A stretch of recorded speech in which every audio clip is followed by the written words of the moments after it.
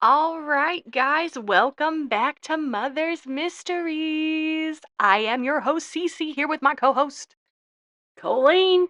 We're back at it again, back for another episode. This one's episode 7. Uh-huh. Today is day 1 of Elvis Week. Yay! Yes, Elvis Week. The week we celebrate. It's always his around his death, which I feel like is super morbid, but they do a celebration for his birthday too. But Um, his death's already passed, isn't it? no, August 16th. Oh, 16th. Okay. I was thinking it was the 9th or something like that. Nope, August 16th.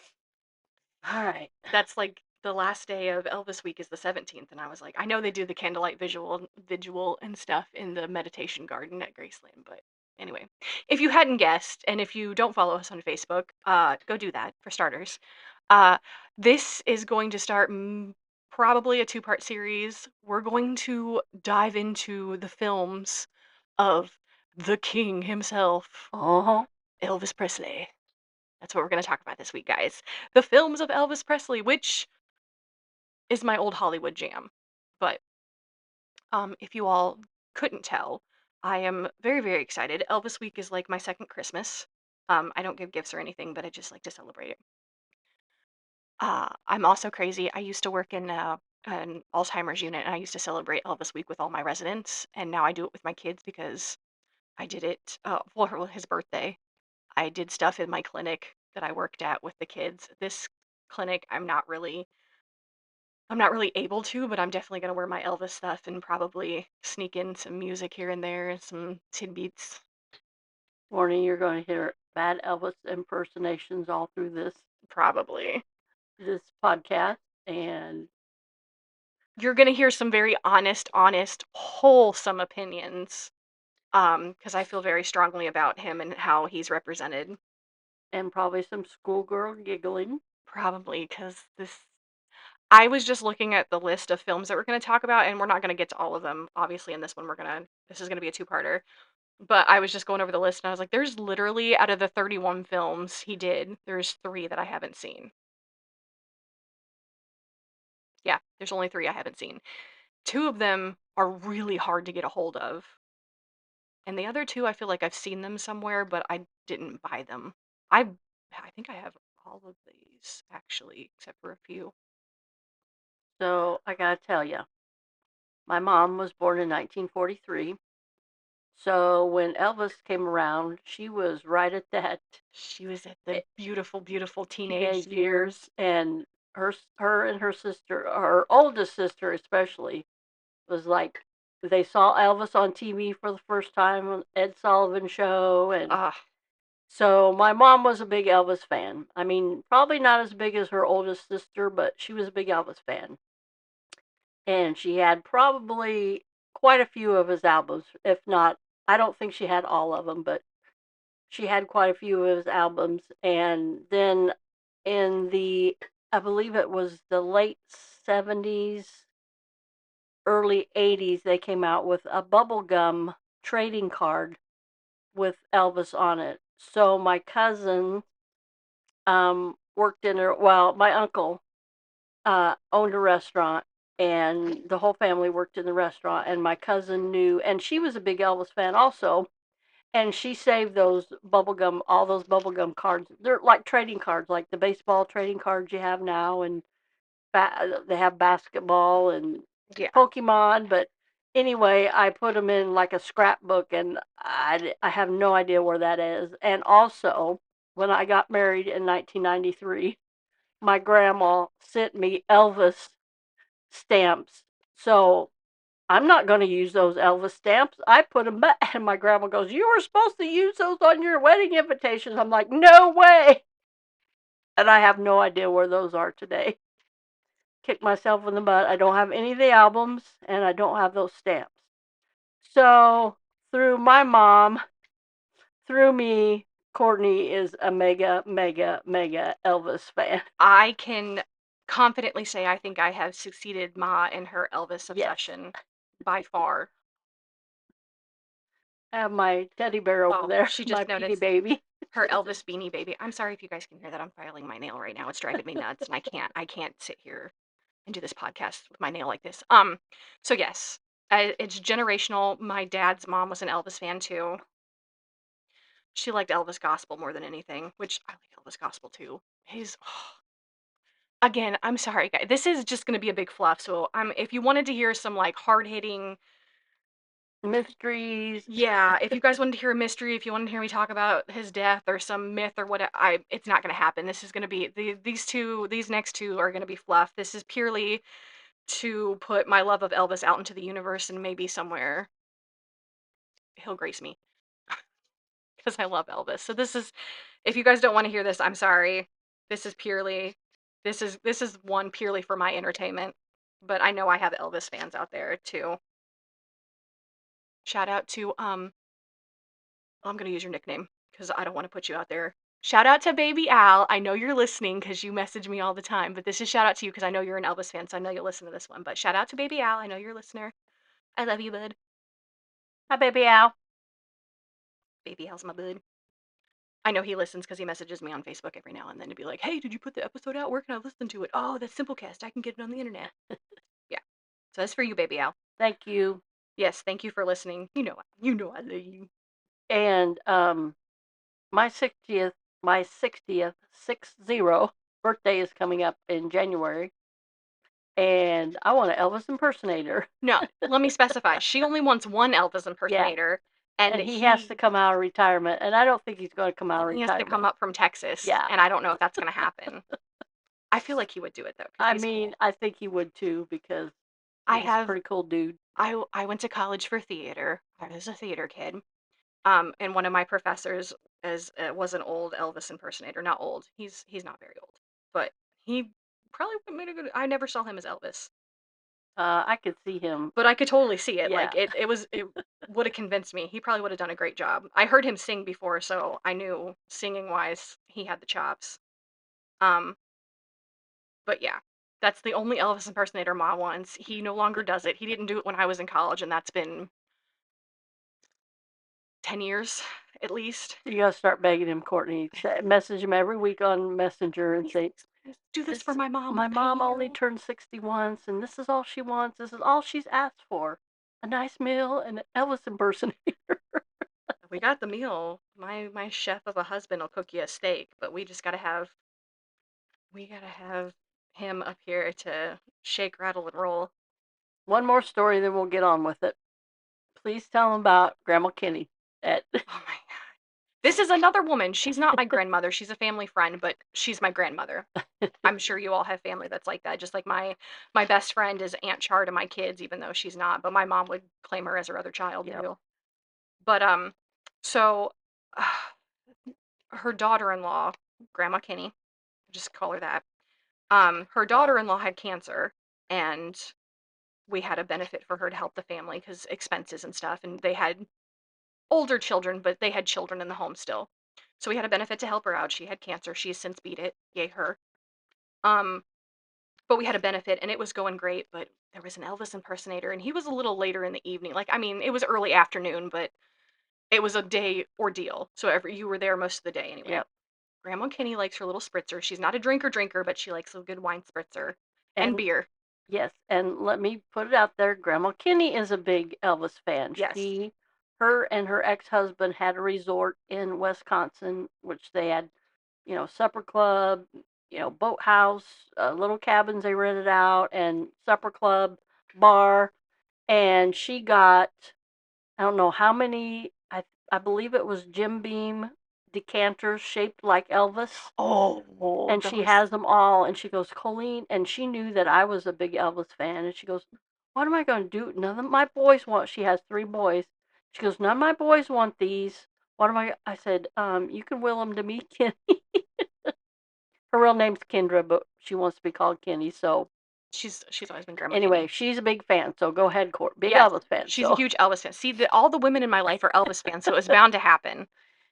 Anyway, so this benefit, there was an Elvis impersonator later on in the evening. Grandma Kenny's not a huge drinker, but money was going to daughter-in-law for can't. So, everybody was inviting. I was only in high school. Yeah.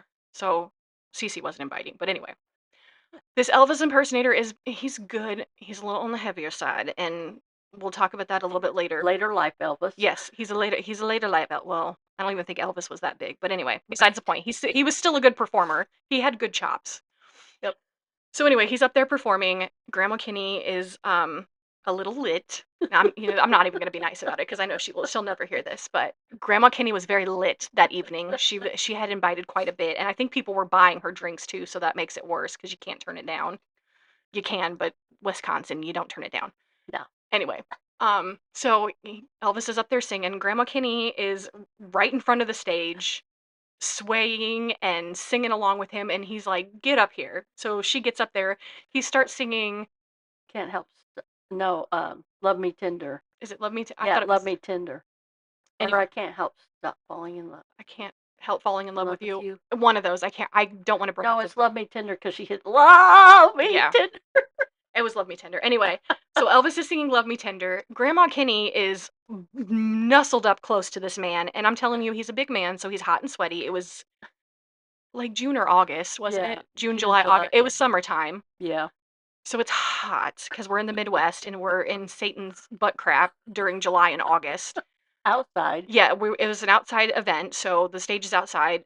Mr. Big Elvis is very sweaty, but Grandma's nestled up next to him singing, and he's singing, and she takes the microphone, and she's drunk, and she's crying at this point, nestled up next to Elvis like he's the Elvis impersonator, like he's the real Elvis, just sobbing and crying and singing "Love Me Tender" along with him.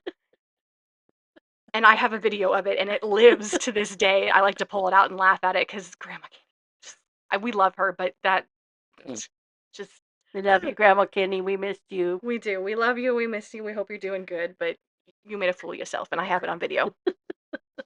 I'm gonna play it. God forbid. I don't want it to happen, but at her funeral, I'm gonna play it and be like, "This is my fondest memory of Grandma." I will forever love that. But anyway, yeah. So all the women in my life have been Elvis fans, so it was bound to happen. But I am an Elvis fan. So I don't know why that didn't transfer to my other two daughters, but they don't. I also appreciate vintage stuff too. So I feel like it just goes with it. I like 50s and 60s music. I like old Hollywood movies. I feel like it just kind of goes with my personality anyway. So it was bound to happen. But yes. So okay, warning, warning. This is your warning label. Click off now if you don't want to hear the rest of this, but this is my love song to Elvis. I'm going to talk about your movies because I know everybody hates on your movies and not all of them are Oscar worthy, but you were a good performer. You had chops. You were just not given the tools to be better. yep, And this is just going to be my absolute love and fluff for Elvis. mine too. We're probably going to have to talk about Priscilla and Colonel at some point. No. And I have strong feelings about both of them. But yeah, so yep, that was your warning, guys. I even gave you a little bit of time to keep listening. I was over here banging it out. Sorry. So yeah, there was your warning. That was your time to click off. If you're still here, awesome. Let's talk about Elvis. Let's talk about Elvis. Yeah, and I have a friend that he said, uh, he, he claimed he hadn't seen any Elvis's movie because he does a trivia every day, and like 10 trivia questions, and he just does it for fun, and he goes, and he didn't know the answer, and I'm like, well, if I didn't know the answer, my daughter would disown me, da da da da, and he said, yeah, he said, I don't, if he's seen the movie or didn't see the movie, and he goes, yeah, I think all Elvis's movies pretty much not very good. And I'm like, the one me and Courtney, the Western, Rising Star. Oh, we're gonna talk about that because that's one of his. No, is it even? Yeah, Flaming Star. Yeah, Flaming Star. It's on here. I was like, wait a minute, that has to be on here. I think that, well, go ahead. Sorry. It's on the list. We will talk about it. Okay. Yes, like I said, I don't. Again, some of his movies are crap, and I will fully admit that they are. Colonel Parker's Fault. Yes, that they're crappy. Do I think Elvis is an Oscar-worthy actor? Not with his current, but I feel like if he was given the tools and actually taken on as a serious actor and not as a singer, he could have done great things because he had the chops. He could have done it. There are some roles that I'm going to talk about. And again, this is just fluff, so everybody has their opinion. And I am not an expert. All I have is my Hollywood knowledge, my acting knowledge, and I'm not winning any Oscars because I'm not a great actress either. Um, my mom would think differently, but she supports me in everything I do. Uh, but this is just my humble opinion. But I feel like had he been given the tools, he been taken under somebody's wing, had he had a little bit more nurturing in the acting department, he could have been a great actor. And that's what he wanted to do, by the way, guys. He Yes. didn't he I mean, he wanted to be a singer, he liked to entertain, but he wanted to be a serious movie star. He wanted to be a James Dean. Let's do 10 lines. Okay, Elvis, sing a song. Okay, 10 more lines. Okay, Elvis, put another song in there. Yeah, That and that was Parker, Colonel Parker, because records were selling and he could move a movie if there was a record to it, and that was his contract with RCA too, that they would front these movies, but there had to be a record to go with it. and some of the movies made sense with the lines and then singing and then some more lines and singing, but some of them is like, what? Oh, oh, you're out. I'm trying to think. Like out on the boat, the one was that Girls, Girls, Girls, where he's out on the boat. He did a couple. Girls, Girls, Girls is a boating one. Easy Come, Um, Easy Go, he's a boating one. Uh, I'm trying Paradise to think of Awaits. the other actor that was. They were kind of business partners, and then at the end they kind of went their separate ways, and they were fighting, and they were on a boat, and That's Easy Come, Easy Go. yeah. And I was like, really? You're out in the middle of the ocean, and all of a sudden you start singing? Yeah. Okay. That that was one of his later movies that they get really ridiculous. And again, we're gonna get more in depth about this, but all right, enough with the fluffy banter. We're 16 minutes in. Okay, so let's get to our first movie, Elvis.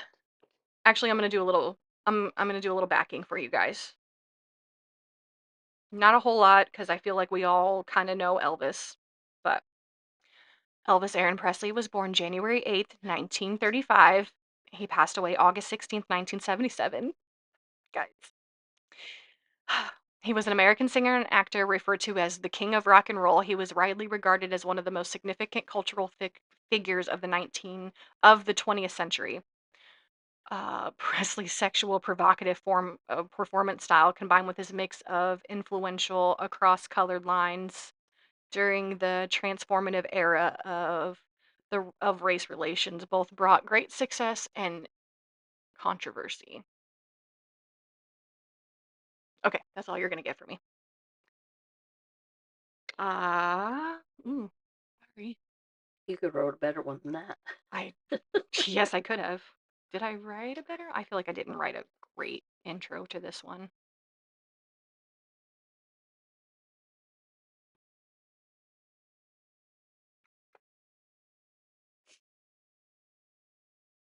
No, I didn't write a great intro to this one. My my script is lacking this week because I knew I was just gonna go off script horrendously anyway. Um, okay, so that was my little intro. Elvis's first film was Love Me Tender. It came out in 1956. It was an American musical western directed by Robert D. Webb, and it was released by 20th Century Fox. The film was named after the song, starring Richard Egger, Deborah Panger, Pangit, and Elvis Presley in his acting debut. It was the only time in his acting career that Elvis did not receive top billing. Well, obviously, because he was a newbie. Love Me Tender was originally titled The Rio Brothers, um, but when advanced sales of Elvis Presley's song Love Me Tender single passed 1 million, the film's title was changed to match the song. Love Me Tender was the first of 3 films in which he played a historical figure. The others were Frankie and Johnny and The Trouble with Girls. The Trouble with Girls takes place in 1927. No, it doesn't. That might be what the script says, but it does not. All right, so don't know. This is kind of hard to talk about because you guys aren't watching the film with us. It's an old black and white Western love story. Elvis is very young, very naive. He plays the youngest of the Rio brothers. Uh,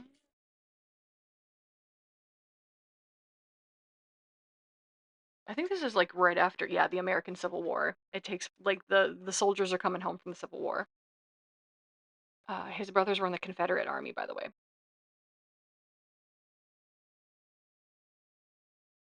Elvis played Clint, the youngest. Did he sing just one song in that movie? I Or did, I think he just sang the "Love Me Tender." that was a pretty good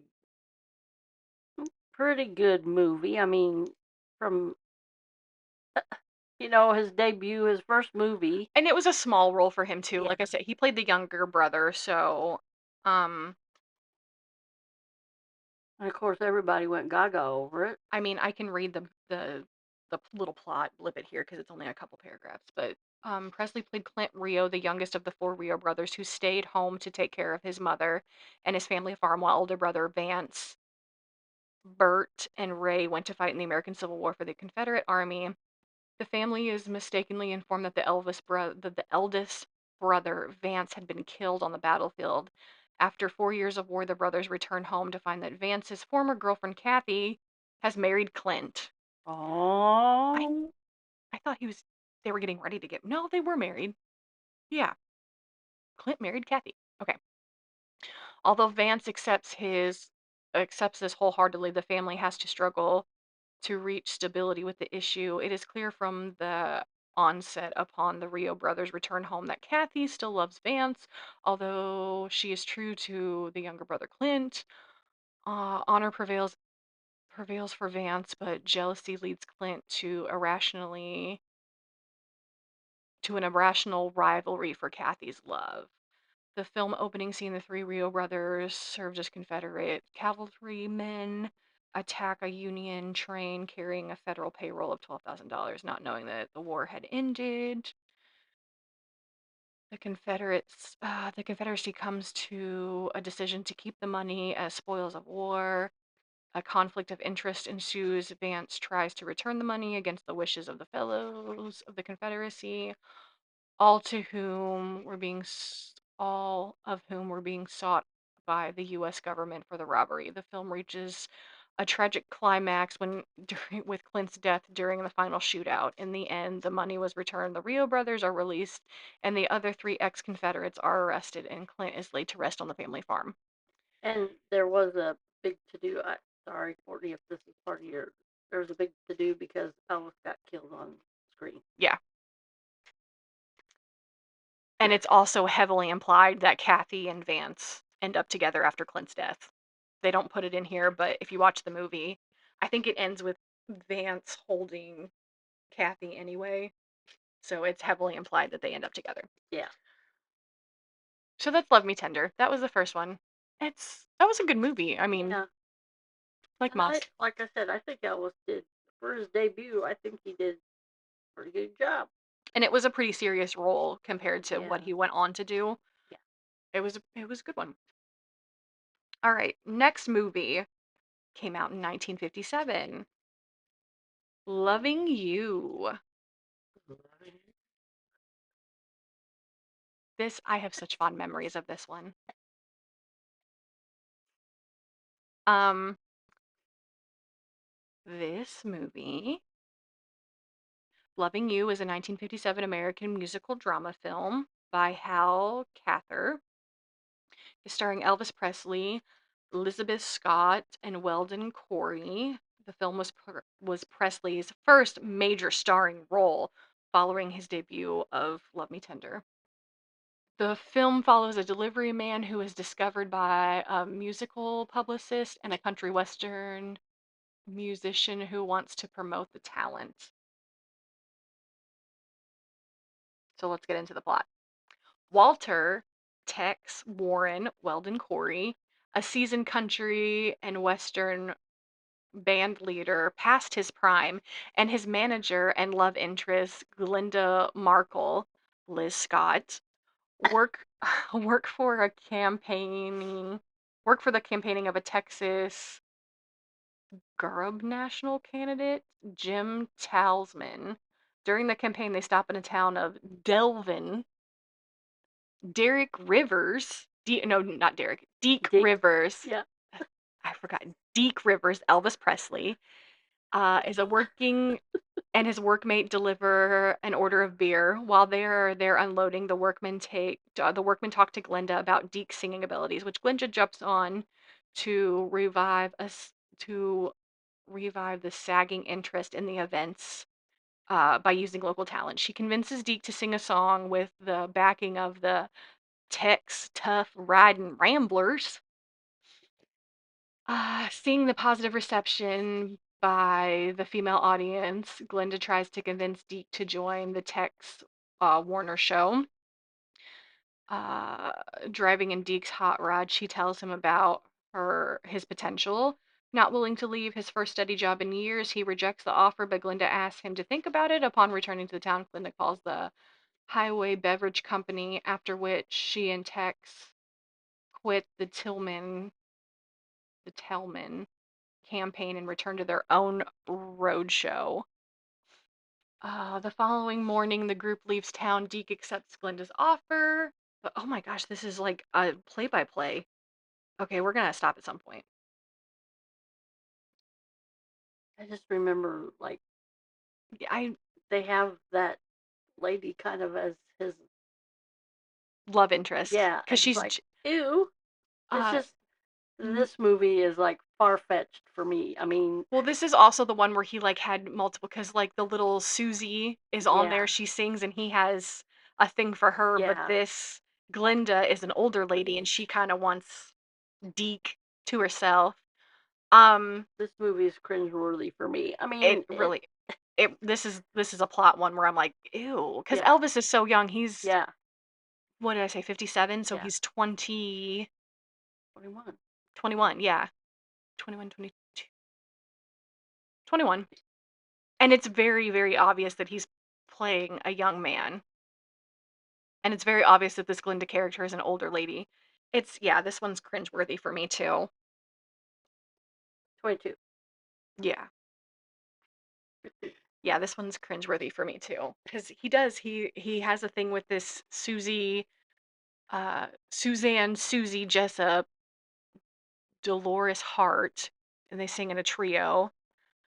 And of course, Elvis gets in a fight in this movie, Mm-hmm. and he was in a fight in the first movie. That was kind of his thing. But he Yeah, liked that. He liked the yeah, fighting because like I said, he wanted to be the next James Dean. So he liked yeah. that rough and then later on with the karate stuff, he had that written into his contract that he had to have a karate scene. But anyway, the title song from this is "Loving You." Also, the song "Teddy Bear" is in this film too. You tell me.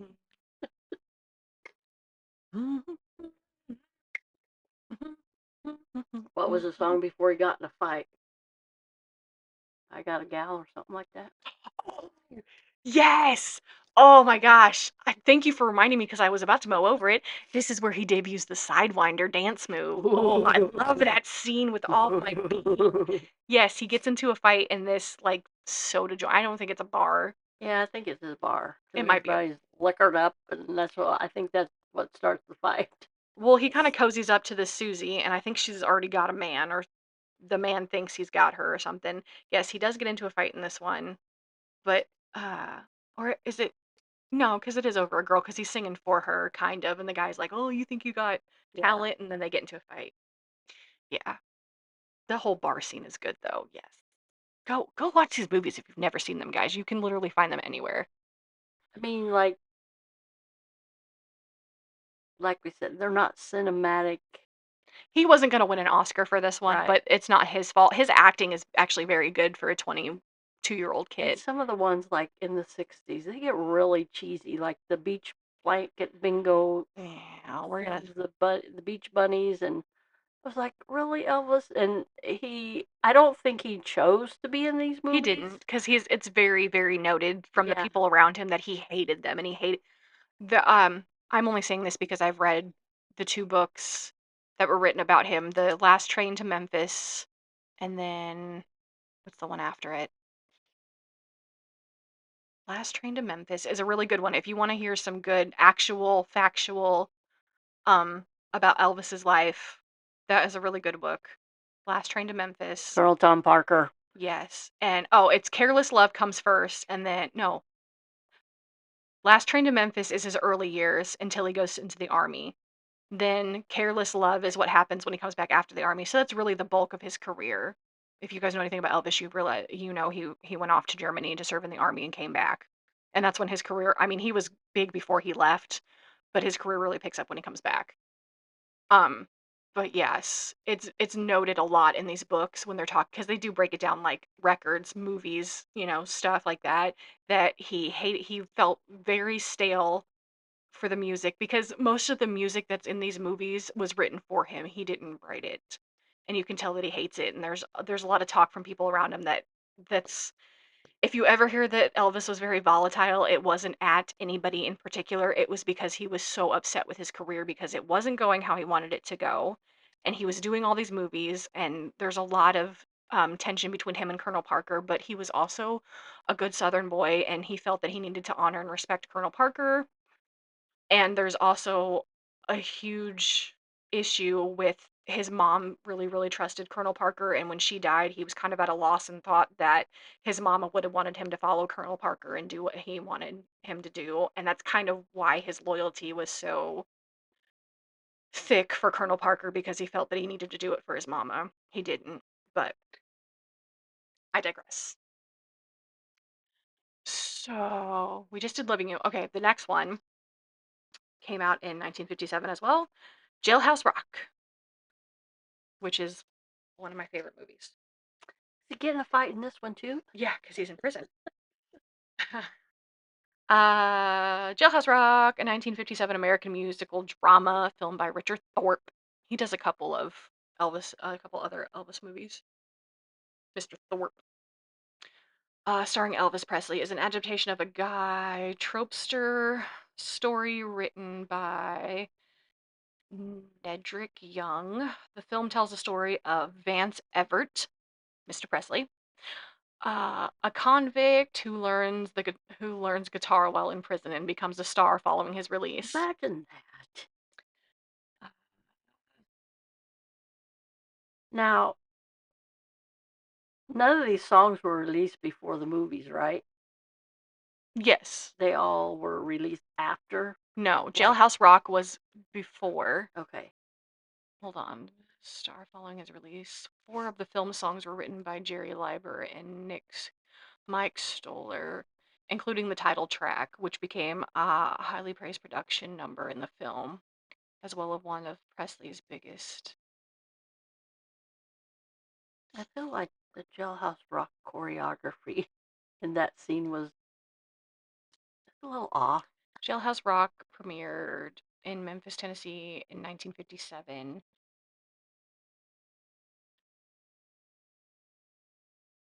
And the world release was November 8th. It peaked at number 3, 14, grossed over $4 million. That was good for 57. I'm thinking like from a marketing, the songs was not released until after the movie. No, I feel like because they would sell the record before the movie came Yeah. out. So I feel like it was released before that, but it was because it was connected to this movie. And that made, this also says in March 18 of 2004, Jailhouse Rock was selected for preservation in the National Film Registry and deemed a culturally, aesthetically, or historically significant. Yes, it is. Everything of Elvis's needs to be um, locked away and put in the Library of Congress. Side note, I grew up hearing these songs on my mom's albums,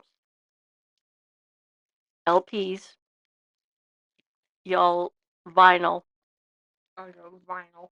Um, it's very rare in this day of age.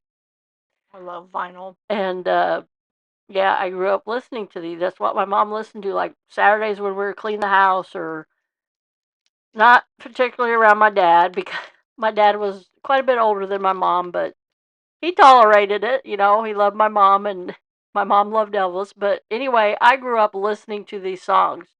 And then later on, like VHS and like, I don't know, I'm trying to think.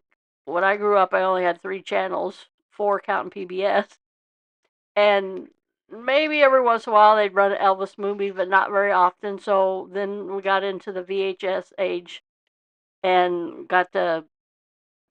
got movies and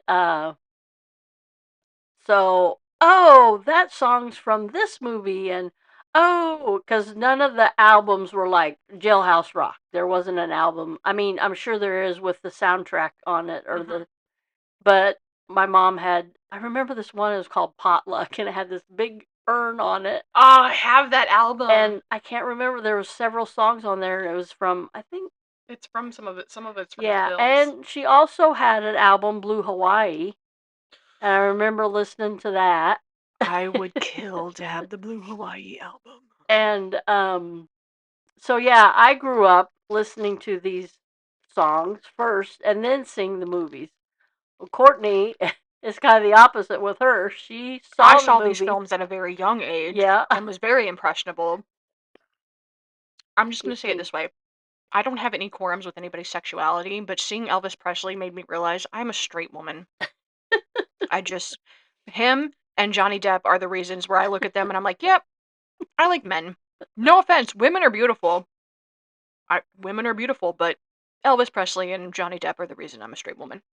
I just think that's kind of ironic. I grew up listening to the songs, then seeing the movies. Courtney's seen the movies and then, well, the songs in the movies. But I mean, simultaneously, because I did listen to albums, but mom explained it to me as like she would hear that before she ever saw the face. I saw the face and the voice and then grew to love it. But yeah, so yeah, she heard the voice and was like, "Oh, okay," and then saw the face and was like, "Oh, all right." I saw the face and was like, "Yes, I like that." And then I heard the voice and I was like, "Oh, I like that I even mean, more." I had seen Elvis before. You know, he was pretty prevalent on TV or whatever. And like I said, I seen a couple of those movies on TV, just like sporadic, like I don't know, a Saturday matinee or something like that. They would have on TV or something. It's like okay, and then um, yeah, I'm like, oh, that song's off of that album, and I kind of knew. And then, well, I won't get into that because Aloha from Hawaii. That's gonna be in part two. We're not Okay, gonna get to that because we're just doing early movies today. So yeah, the plot of Jailhouse Rock. Get off of our thing. sorry. Um, no, I have another side note. Ma had a Velvis Elvis painting, and it was in a gold frame. It had a little light on it and everything. I vividly remember this, and it was from Aloha from Hawaii. If anybody's seen that, he's in a white jumpsuit with a American Eagle on it. I remember looking at that That was velvet painting that was forever. Grandma's. No, well, it might have been grandma's, but you had it. I remember it at the farmhouse. I don't remember. I remember the clock with Elvis Aloha from Hawaii on No, it. you had a velvet painting in a gold frame, and it was in the dining room at the farmhouse. I remember looking at that painting. I might have got that at a yard sale or something. I don't remember. She also had those awful chalk busts that didn't really look like him, but you had them, or soap busts, whatever they're called. They're plaster, but they were really fragile because I remember you broke a couple of them. You were so upset. But yes, Elvis has been in my life for like ever. We also had those. I don't want to say terrible, but the Jesus paintings too. We had those along with an Velvet Elvis. I could have probably dedicated a whole room to Elvis. I could Pictures, easily do it. posters, just little tchotchkes, memorabilia, playing. I think I had a whole deck of playing cards of him. You had a watch. I remember you Yep, never wore it. yep. I still have that. I can go find it right now. It played "Love Me Tender" on the hour. Hmm. I got from Avon because Donna used to sell Avon, and she told me and she knew I was an Elvis fan. I have Uh, a group of Elvis girlies that I like follow on TikTok. We also talk and stuff too. And she has a she shed and it's dedicated to Elvis. She's got movies and books and, throw pillows and everything, a little couch. She goes and hangs out there and I'm just like, I want I want an Elvis she shed so bad. I just want to go out there. All right, I digress. The plot of Jailhouse Rock. Construction worker Vance Everett accidentally kills a drunken man in a brawl. That's the opening scene of the movie, by the way, guys. he fights? Elvis fights. What? He gets into a drunken brawl. Well, the man's drunk. Elvis isn't. Anyway, he is sentenced to minimum of one, a max of 10 in the state penitentiary. His cellmate, a washed-up country singer, Huck Hogton, incarcerated for a bank robbery, teaches Vance some guitar chords. Huck then convinces Vance to participate in an inmate show that is broadcast on nationwide television. After his appearance, Vance receives a receives fan letters, but the warden prevents their delivery. This is a whole thing. I remember he gets out and he gets into like one of those cheap motels or whatever, the halfway houses or something he's staying at. And they bring him the big thing of mail and he starts to lay down and read all the and they're like Elvis's actual fan letters because they're like little girls are like, I love you so much. I saw you and the way you shook and shook. Yeah, it was funny to me. Obviously, on another side note, this movie has some amazing like Vance Everett is kind of a smartass. Not kind of, he's very much a smartass. And like Elvis has some great one-liners in this movie. I think that's probably why I love it so much because it's not like Elvis. He's kind of a downer, Vince is, but like he's just like cynically because he's been in prison, but he's like cynically a horrible. And he's a womanizer. I mean, he's a womanizer in most of his movies because that's kind of the thing. But like this one is really bad because he is with the little record lady, but then he goes out to Hollywood in this movie and he like gets with his co-star out there and like they have a kissing scene and she's like, "Ugh, kissing scene," and he's like all in for it because she's the typical 50s blonde bombshell, 20 waist, 36 bust, 20 hips. Anyway, so yeah, he's all in for it. Anyway, Go watch this movie and you see if you can see those lines that Courtney's talking about. oh, I can tell you one right off the bat. When he gets into the halfway house, I think it's a boarding house. I really feel like it's a boarding house. The They ladies, did that back then. yeah. The lady comes in, she's like, I'm gonna put fresh sheets on it. He's like, fine, can you tell me where the closest pawn shop is? She's like, why? You gonna buy yourself a ring? He's like, no, I'm gonna buy a guitar and I'm gonna sing you love songs for the rest of my life. And she's like, oh, and he's like, and leaves. Like, he's just that kind of, I love that one. She's like, why? Are you gonna buy a little ring? And he's like, no, I'm gonna buy a guitar and I'm gonna sing you love songs. And he does go and buy a guitar. But anyway. Um, okay, Vance is released 14 months later. The warden gives him the withheld fan mail. Huck promises Vance a singing job at a nightclub owned by a friend. There, Vance meets Peggy Van Alder. She's a promoter for a pop singer, Mickey Alba. Vance is surprised when the club owner denies him a job, but offers him a job as a bar boy. He proves himself to the owner. Vance takes the stage. Da da da da. Yeah. Yada yada yada. Yeah, he kind of this Peggy, he kind of gets into a love thing with her, convinces her to help convinces her to open up her own record label so that he can sing on it, which she does. And then he kind of uses her because he gets big and he goes out to Hollywood. Yeah, to avoid misfortune, Vance convinces Peggy to form her own label. Is that where he's in that terrible turtleneck sweater Yeah, by the singing by the pool? pool. hmm that is a good song though. Yeah, all these movies are kind of running together because I'm like, this has a similar theme to it. I mean, yeah, he sings in all the movies and everything, but Vance soon becomes a Hollywood star. However, Peggy no longer speaks with Vance. At his success, he makes him arrogant. He really is kind of an arrogant asshole towards the end of this movie.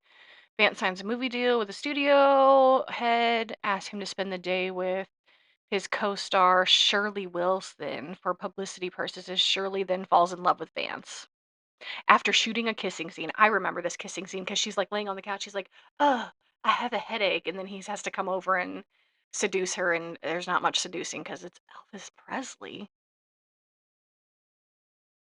Oh, yeah.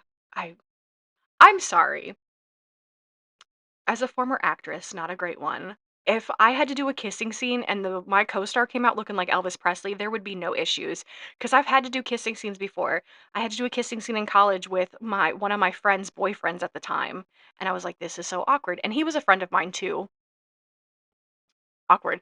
I also had to do a kissing scene with one of my best friends ever who is 100% homosexual. Love him to death, but I had to do a kissing scene with him, and I was like, "This is awkward too." We had really good chemistry though, because we were best friends. But, yeah, I was like, "This is weird kissing my gay friend." We were so convincing though that Ma was like, "You should date him. He's really nice." And I was like, "Mom, he's very, very, very gay." Dang it. But anyway, yeah, if my co-star came out and they're like, "You have to do a love scene with him," I'd be like, "Okay, can we do it now? Right now? I'm ready." That's just me. Anyway. Okay, they fall in love after a kissing scene. Uh, Mr. Shores, who is a lawyer, later approaches Vance with an offer from Geneva Records to purchase Laura Records, which is Peggy's label that she created for Vance. Peggy refuses to sell. Uh, Vance wants to close the deal anyway.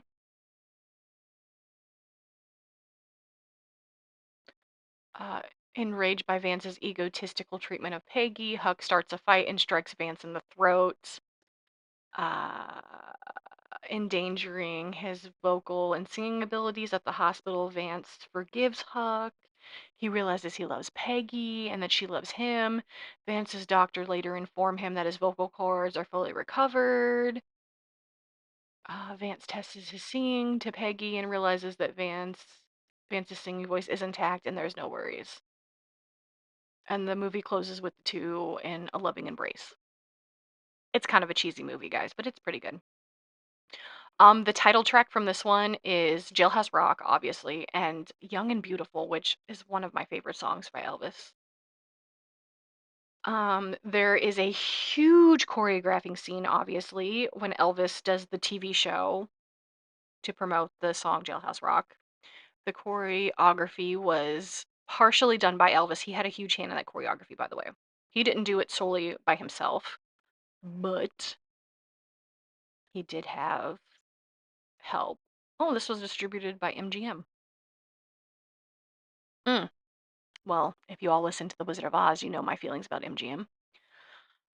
Uh, the budget for this was $4 million. The box office gross, or the budget was $1 million. Sorry, the box office grossing was $4 million. It did pretty well. All right, that's Jailhouse Rock in a nutshell. Not a great nutshell. Okay. Next movie we are going to do. Oh God, I don't want it to be our last one, but it might have to be. Next film, 1958. One of my all-time favorite. Well, I don't want to say that because the movie that comes after this is my all-time favorite. But King Creole. Ah, such good music from King Creole. I love this movie.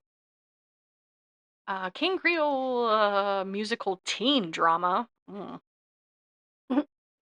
It's an American musical Uh, teen drama. He does play a yeah. teen. Based on a 1952 novel, A Stone for Danny Fisher. Ah, Uh, this film stars Elvis Presley, Carolyn Jones. If anybody knows Carolyn Jones, she played Morticia, the original Morticia in the Addams Family TV show. She's beautiful. I love her. did she play that little short-haired girl? Yeah, Oh his love my. interest. Yeah, that's Morticia from the Addams Family. Crap. Fish. Walter Matthau Oh my gosh. plays the bad guy in this movie. I Yeah, he love a very, very does. young Walter, by the way. Yep. If you all don't know who Walter Matthau is, a grumpy old man.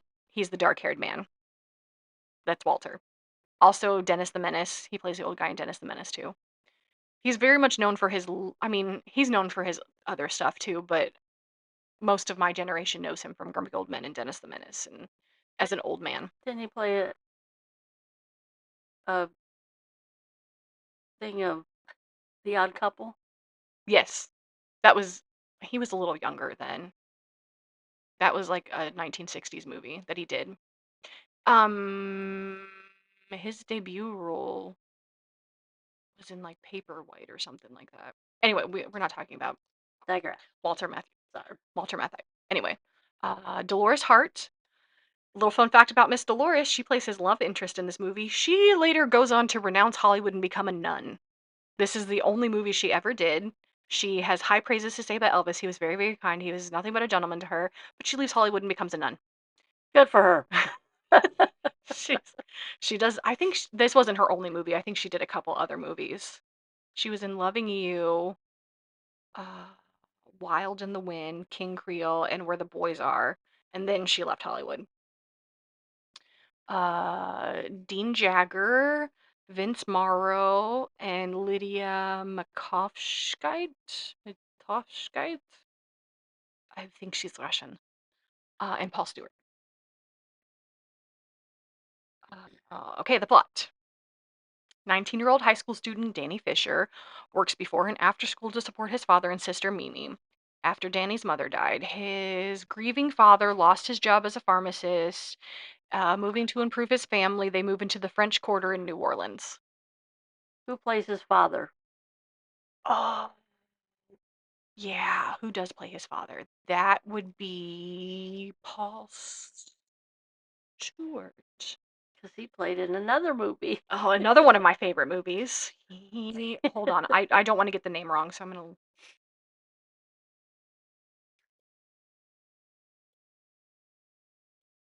I don't just want to start clicking on names, but I can't remember his name off the top of my head.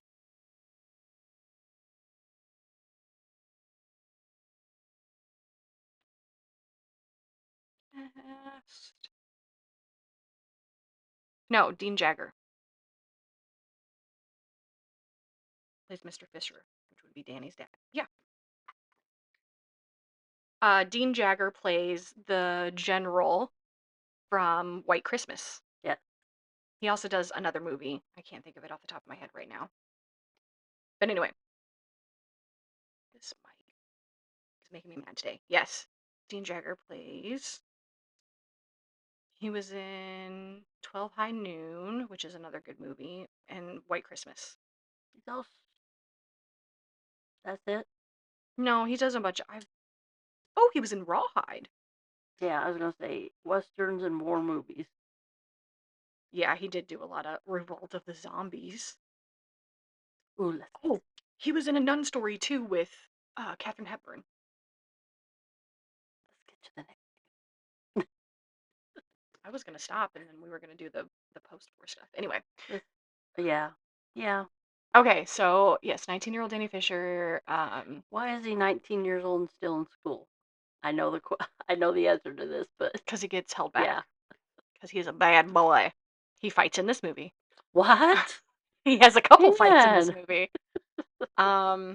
Yes. So his grieving father loses his job as pharmacist and moves to the impoverished family to the French Quarter in New Orleans. That's the whole thing.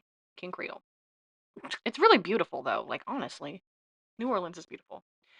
At work one morning, Danny rescues Ronnie from her abusive dates. By the way, her boyfriend is Walter Matthau, but she's there with two other men, so I'm like, Walter Matthau is pimping his woman out. But anyway, after a taxi ride to Danny's high school, she kisses him. Danny responds to some schoolmates teasing him by kissing Ronnie by punching one of them in the face, which earns him a trip to the principal's office.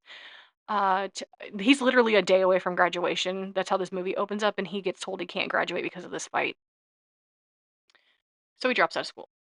Um, And doesn't tell his dad. yeah, hides it from his dad for a while.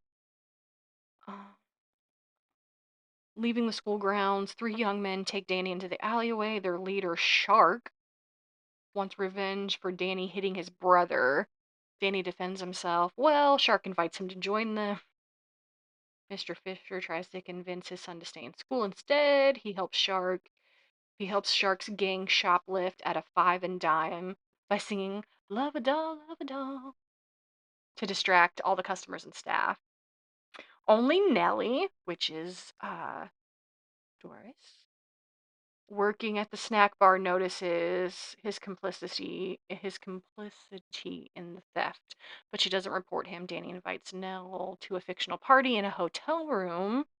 Finding nobody else there, she starts crying and leaves him, but admits she still wants to that she wants to see him again, but not under those conditions because she's not that kind of girl. She's a good girl. She's not Ronnie. Uh, I don't want to read this whole summary. This is another one that's way overkill.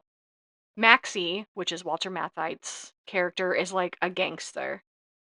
He kind of has reign over the club that Danny works at. Danny sings the song Trouble, which is one of my favorite Elvis songs. If you're looking for trouble, Dun dun dun dun. you came to the right place. Dun dun dun dun. Okay. Anyway, he sings that song kind of like challenging Maxie to be like, I'm just as bad. Come at me, bro. Because his girlfriend Ronnie recognizes him and like they say hi to each other. And he's like, how do you know him? What do you, daycare? And, you know, that old 50s banter. Anyway, Love it. so he gets mixed up with the Shark thing. Shark works for Maxie. Everything kind of comes back to this Maxie guy. And he gets under Maxie's skin. And then Maxie basically puts a hit out on him. Danny goes on the run. Ronnie helps him. And then they kind of have a love triangle thing going on because he really, really likes Nell. But like him and Ronnie make out a little bit. Yeah. And she hides him away. But Kind then of. Ronnie comes and gets Nell at the end and tells Nell where he is. Uh, It's got twists and turns and yeah. Then he like gets really beat to hell, so he's at this like fishing shack recuperating. But he returns to the King Creole, which is the club. And he sings the line, let's think about the future, forget about the past. You're not my first love, but you're not my last, to Nell and the audience, and Mr. Fisher arrives and listens to his son sing. That's how the movie ends with this. Yeah. cheesy, but that was a pretty good movie. I don't care if it was cheesy. I like King Creole. Yeah. It's one of my top 5. I guess I could have. All the twists and turns, and it keeps you. This is one that was pretty well written. Yeah. It's kind of cheesy, but it's still relatively well written for a cheesy movie. It keeps you wanting to watch it. It's not really. There's quite a few songs in it, but it's not like. They're all formed around him. Yeah. Perform like other than the King Creole song in the beginning, the crawfish. Right. But that's still kind of like opening up the movie to be like, this is a talented kid. But most of the other songs are incorporated into the movie as like he's at the club performing and stuff like Right. that. He's not just standing in the street singing. Yeah. Love a Doll, he's singing to distract everybody. Trouble, he's singing in the club to Maxie. The ones at the end, the King Creole, the title track, he's singing at the end Right. at the club. So it So makes yeah, sense. it just keeps.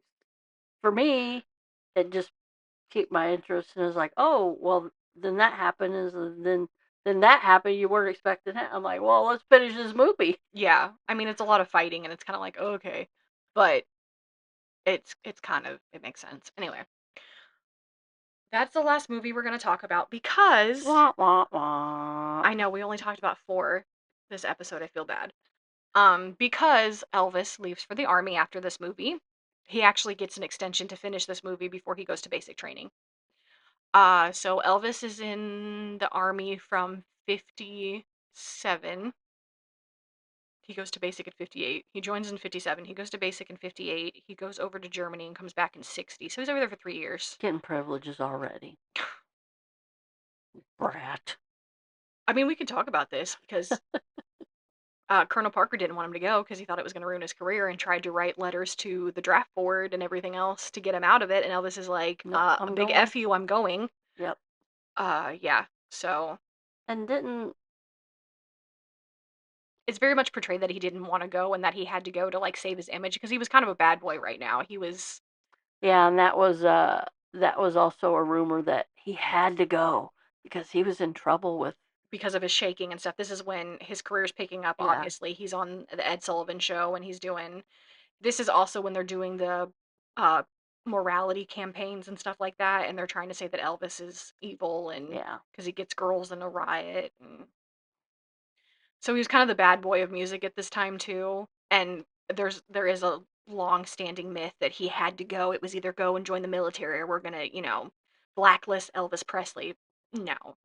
Elvis joined because he's very much patriotic and he very much wanted to serve his country. He also was very terrified to go because he thought it would be the end of his career, and he was big at this time. He was just seeing the fruits of his labor. He's peaking right now. I'm And didn't like right just just a little bit. His mom started to get sick a His little mom bit. died while he was at basic training. Yeah.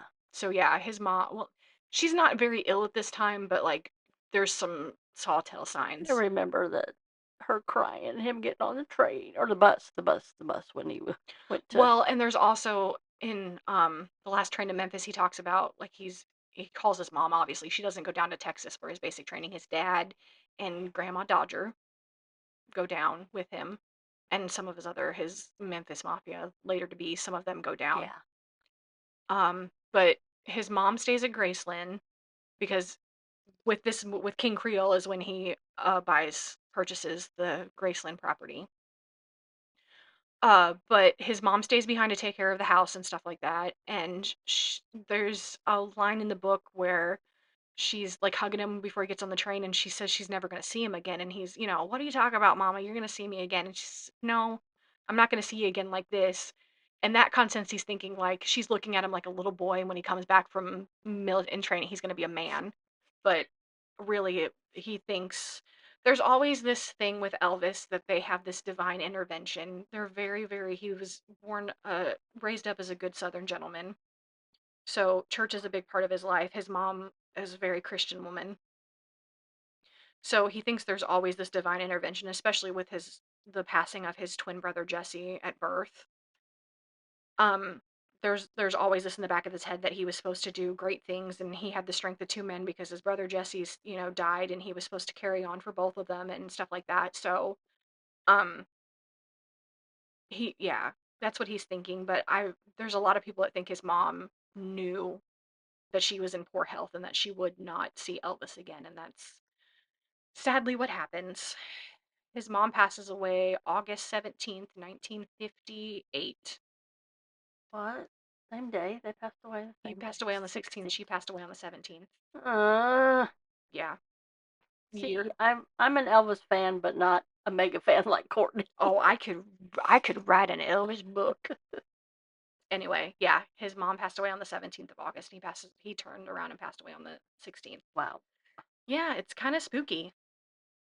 Um, so yeah, his mom dies of hepatitis liver failure.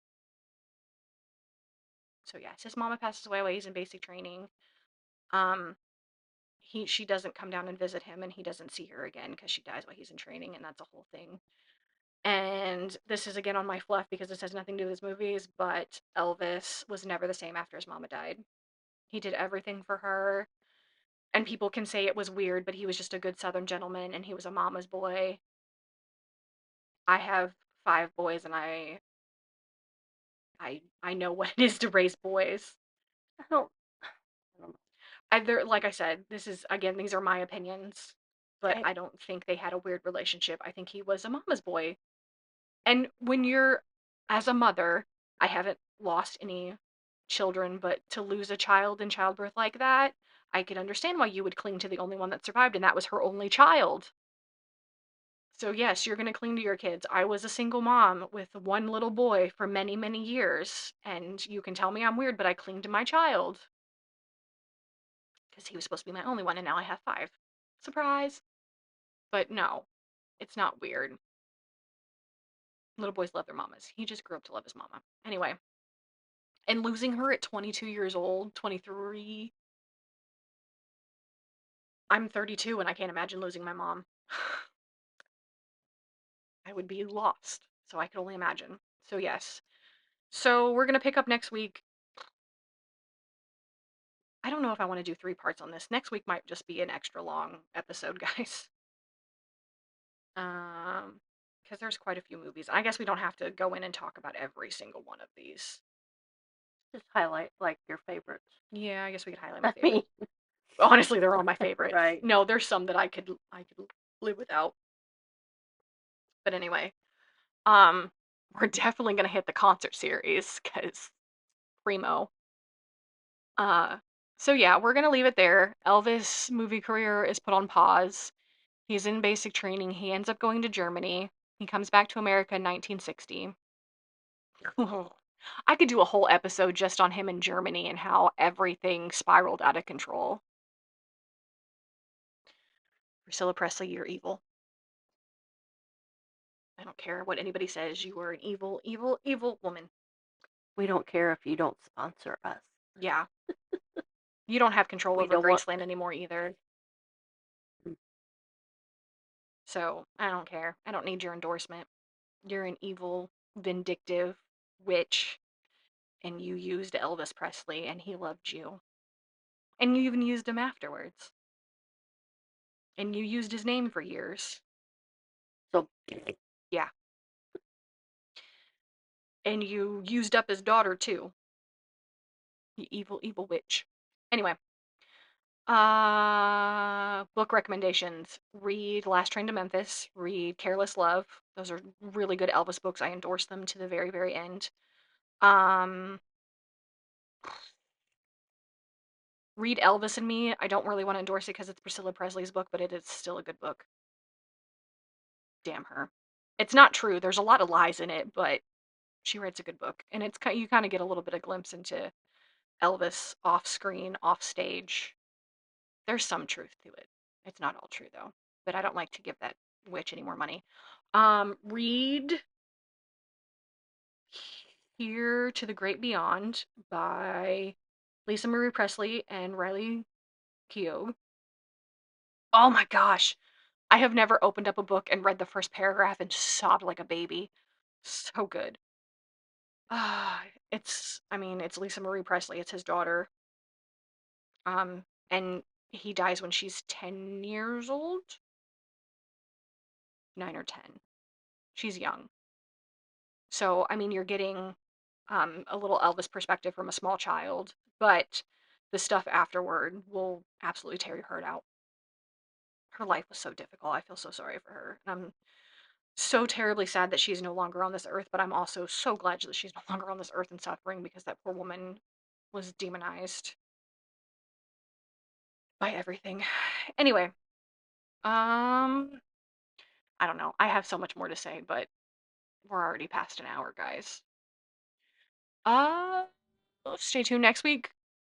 We're definitely gonna hit all these movies, but probably not in depth. I'll probably super highlight my favorites, ones that I can really, really talk about. Probably talk about some of the ones I haven't seen.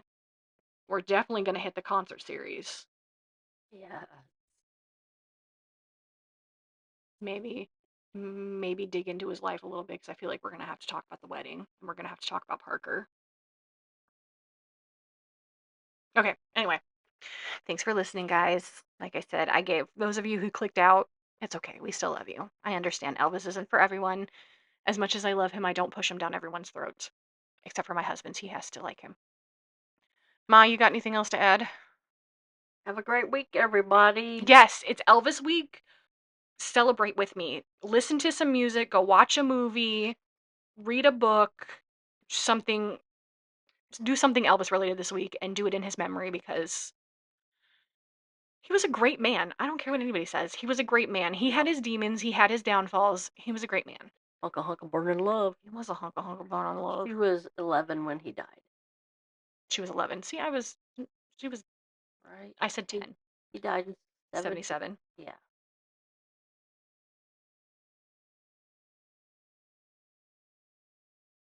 I'm sorry, she was 9. I'm sorry. Oh, I 9. was right. She was Yeah. 9, 10. I knew she was young. Um, so yeah, that's it. Go celebrate Elvis week, guys. Just do something small. Listen to his music. If you can, watch a movie, read a book, something. If you're at Graceland, if any of my Elvis girlies, I'm gonna promote this to my Elvis girlies. If any of my Elvis girlies are listening and you're at Graceland this week, I hate you. I love you. Have fun. Do stuff for me. Put a flower on his grave for me. Enjoy it. I don't remember who's talking this year. I think Linda Thompson is back this year talking. I would love to go see her. His name is spelled wrong. No, it's not. That's what his birth certificate says. Then why did the U.S. government put that on his duffel bag? His birth certificate is Aaron. On his duffel bag it says Aron. The U.S. government got it wrong. His dog tags are like that too. They're Aron. It's AA. It's Aaron. Aron. Mm-hmm. Aaron. Anyway, that's on his birth certificate. I've seen it. It's Aaron. Hmm. Anyway. Also, has anybody heard? I'm sorry, I need to cut this off, but I just thought about this. Priscilla is fighting because she wants to be buried next to him at Graceland, and they're fighting against it, and I fully endorse that because his daughter isn't even buried next to him. She's buried off to the side next to her son. The only people who are next to Elvis is his mom. She's not there, but there's a placard for his mom and his dad. But there's nobody next to him. His dad's buried there. His mom's not. She was buried somewhere else, but there's a placard for her there. No. Yeah. Fuck you, Priscilla. No. I'm sorry. That's my curse word for this one. Dang it, I thought we made it through the whole podcast without the F-bomb. I'm sorry. Fuck you, Priscilla. You don't get to be buried next to him. You. I'm You not. divorced him. You left him. No. No. No. No. No. Elvis Girlies, do we need to sign a petition? No. You evil witch. You don't get to be buried next to him. I think they said she can be buried on the property, but she has to be like No. buried off. Yeah, no, nobody wants you fucking haunting Graceland. If you pass away before I get to go to Graceland, I don't want to feel your ghost at fuck you. I don't want to feel your ghost at Graceland, you witch. I want to go and I want to feel the presence of Elvis and Gladys and Vernon and Lisa Marie Grandma Dodger. and Grandma Dodger and what was the aunt's name? There was an aunt that used to live on the property even after they opened it because there were certain parts of the house she couldn't see. And she'd be she had a little dog, and they said that she'd take the dog out and be like smoking a cigarette, and they'd be like, "Hey, are you aunt?" She'd be like, "No, that bitch died," and it'd be her. She'd be telling guests. I can't remember what the aunt's name is, Viv or something like that. They'd be like, "Aren't you Aunt Viv?" "No, that bitch died." Smoking a cigarette, carrying her little Marie, dog. Aunt Marie. No. I don't. One of the aunts lived on the property. She died in the 80s, obviously, because she was older. But after the property opened and you could tour it, she had like Minnie's old room behind the kitchen that nobody could go to. And yeah, they said she'd be out with her dog, like letting the dog out or something. It'd be like, "Hey, are you Aunt?" And now that bitch died. It'd be her. Anyway, all right, I digress. You guys go do something for Elvis week. Listen to a song, watch a movie, read a book. Remember Elvis this week, guys. Anything else? Because he was The king of rock and roll. Yes, he was. He will forever be the king. I don't care what anybody says. He will be my king of rock and roll. No, go burn love. All right, guys. Love me tender, love me. I'm not gonna sing. No. Ugh. Go slap me up on those peanut butter and Nella. Priscilla made lasagna and didn't cook the noodles. He didn't ask her to do shit. She fucked up lasagna. I wouldn't ask her to bring me a glass of water. Anyway. He had that black lady cooking for him. Mm-hmm. She was Miss Bird. Yeah. Miss B. Part of the family. She was. He bought her a house. Yep. He bought her a house. We love ya. We do. We love you, Elvis. We miss ya. This world has not been the same since you departed, but in the current musical climate, I'm glad you're not here. Because this is shit. All right. Crap. I miss your music. I listen to you every day. In some way, shape, or form. I do. I'm always in the car listening to an Elvis song at some point in time. Or a podcast. Or an audiobook. Or there's always something. I still haven't finished your daughter's book, though, but it's so hard for me. I feel so bad for her. I'm even past all the Elvis stuff now, and I'm just like, this poor woman. Anyway, I'm glad you're up there with your daughter and your grandson and your mama, and I'm sure you're having a great time with all the other people who have passed away, and you're just up there having a jam session, being an angel. Yes. Anyway, all right. I'm done. I'm done ranting, guys. Have a great week. I already told you what you need to do. That's your homework. Memorialize Elvis this week. You guys have a great week. Be kind. CC out.